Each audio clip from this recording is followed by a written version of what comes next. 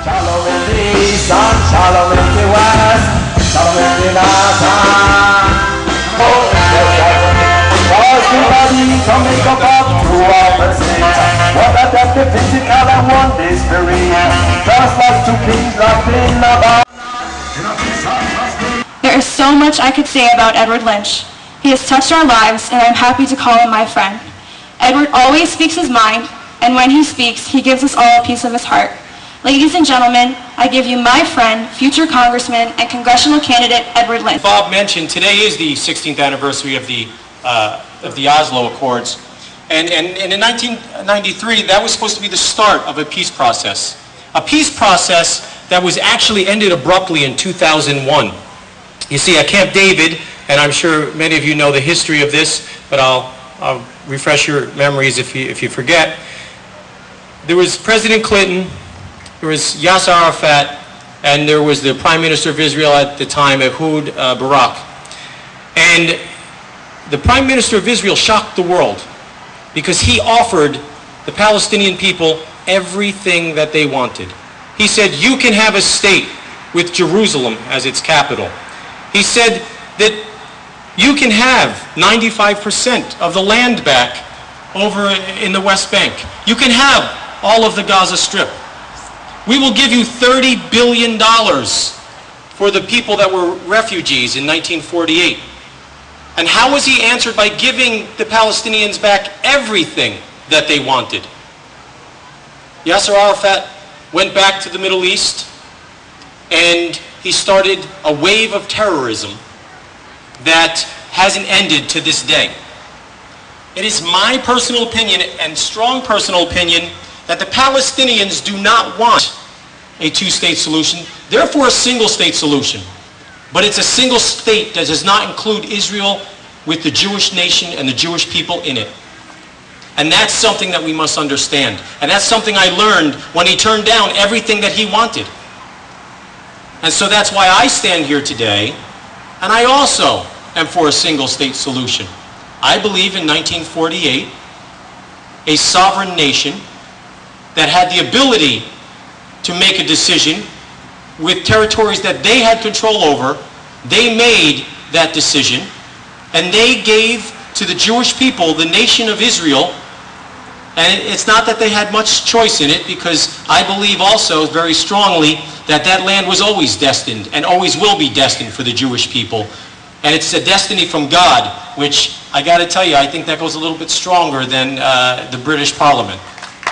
And to have our government right now not stand shoulder to shoulder with Israel and recognize her as a sovereign nation.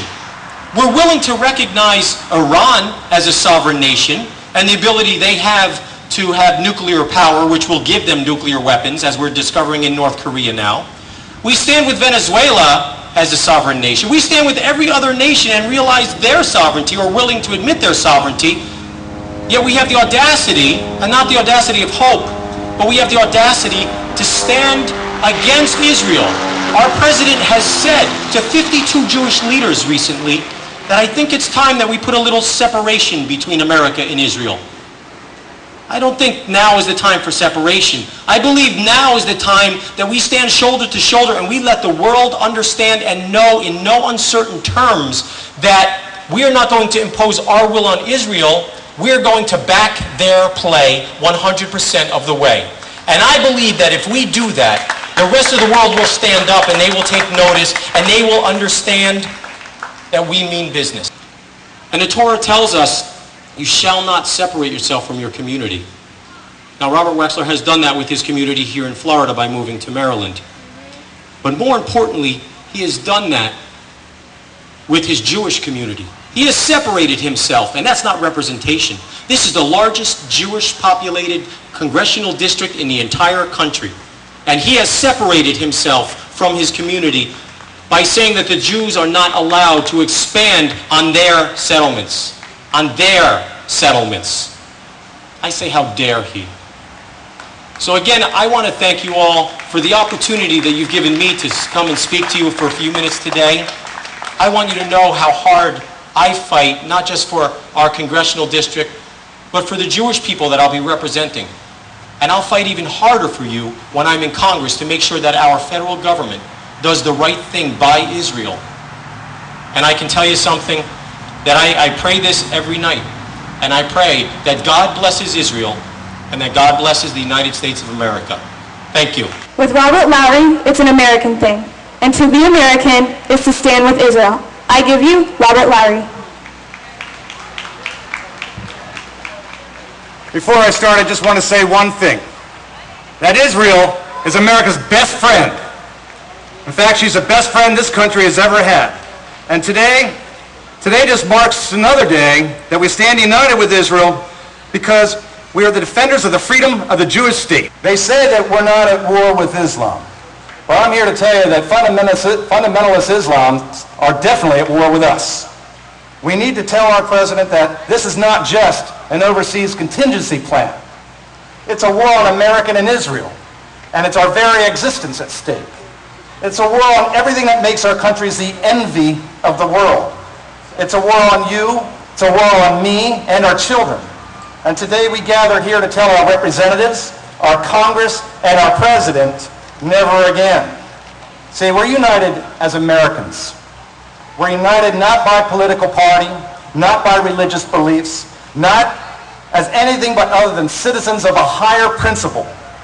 Principles that provided the very foundation for the growth and prosperity of the greatest country on the planet, the United States of America. Today we must defend America's way of life. And today we remind America must also defend Israel's way of life. Because today we know that both are in jeopardy. And we can do that not just by coming here this afternoon, eating some good food, listening to good music, and listening to speeches. We can defend Israel and our principles by going out and sharing with each other that enough is enough. See, you folks out there are the Paul Reveres of today. You folks out there have got to share with their neighbors that life, liberty, and the pursuit of happiness doesn't mean a large, unfunded, and unsustainable government program. You folks have to go out to your neighborhoods and share with your neighbors that freedom and opportunity doesn't mean reckless government spending. Sharing with your neighbors that the very constitutional principles that provided the Jewish people their greatest opportunity to flourish isn't a Democrat thing. You have to remind your neighbors that the very constitutional principles that gave the Jewish people their greatest opportunity isn't a Republican thing. It's an American thing. My name is Robert Lowry. I'm running for Congress to replace Debbie Wasserman Schultz. I thank you very much. God bless Israel and God bless America. My name is Dennis Lamb, and I'm running for U.S. House of Representatives District 20 against Debbie Wasserman Schultz. She is someone you would think would be in total support of Israel. But if you look at her record, you'll see that she consistently votes as Nancy Pelosi and President Obama tells her to. And that, as we have seen, is not always in the best interest of the best friend the United States has ever had, not to mention the Middle East and the entire world. We as citizens know the importance of having an ally like Israel, but for some reason our current government thinks that it is more important to apologize for Americans and bowing down to a king who hates us and finances terror against us. It always amazes me that the negotiations are always so one-sided. Israel gives up land and the other side gives up nothing. And as soon as the agreements are signed, the missiles and mortars start flying again. Jerusalem cannot be divided. It's too important to too many people. Not just religious, but historic as well. And quite frankly, there's already a two-state solution. There's Israel and there's Jordan. How ludicrous would it be to have the world tell us that we have to give California, Arizona, New Mexico, and Texas back to Mexico? Although thanks to illegal immigration and a porous border, that's slowly being done anyway. We all know why we're here today. Is to show support to the Israeli government. We are behind you, even though our current leaders appear not to be.